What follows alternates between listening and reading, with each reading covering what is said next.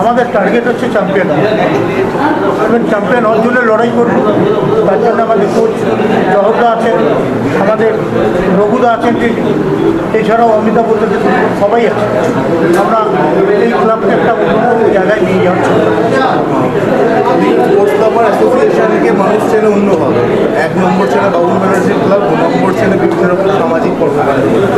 ফুটবলের মধ্যেই আসা এবং ফুটবলটাকে ধরে মানে যেখানে কলকাতা ফুটবল ধীরে ধীরে হারিয়ে যাচ্ছে, সেখানে 3rd division champion, 2nd division, 1st division চ্যাম্পিয়নের প্রিমিয়ারে ওটা বেসপিটা এটা সত্যি কথা বলতে খাটতে হয়, এর জন্য প্রচুর খাটতে হয়, ইভেন প্রচুর পরিশ্রম করতে হয়। আজকে আমি বেঙ্গল অলিম্পিকের প্রেসিডেন্ট হয়েছি, সেখানেও কিন্তু ইলেকশন। আজকে হকি বেঙ্গলের প্রেসিডেন্ট হয়েছি, সেখানেও ইলেকশন। আজকে ধরুন ক্লাবেরও আজকে সেক্রেটারি হয়েছি, সেখানেও ইলেকশন করবো। ইলেকশন ছাড়া কোনো সিলেকশনে আজ পর্যন্ত উঠিনি, এবং সেইভাবে খেটে কালীঘাট কোতলাবার তাদের সাথে এই প্রিমিয়ারে পৌঁছানোর জন্যে অনেক খেটেছি।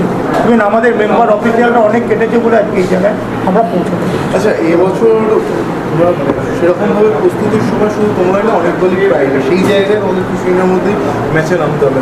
দল কতটা তৈরি এবং প্লেয়াররা কতটা মোটিভেটেড? প্লেয়াররা প্রথমবার বড় মঞ্চে নতুনবার বড় টিমের সঙ্গে খেলবে।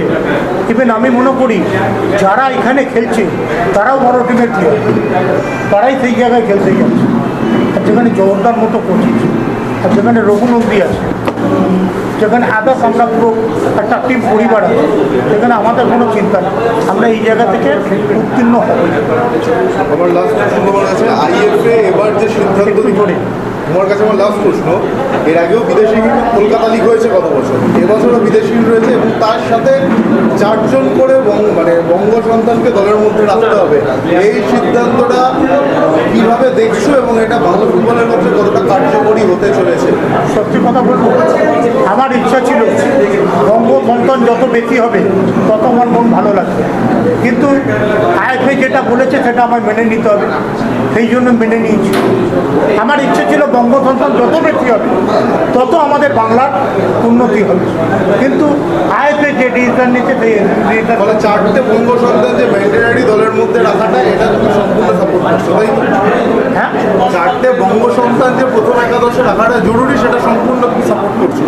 মানে আমার 100% এবার আমরা বঙ্গ সন্তানকে বেশি খেলাবো।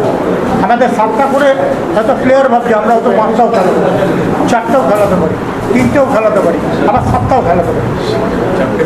4টে মিনিমাম 4টে মিনিমাম 4টে খেলাবো।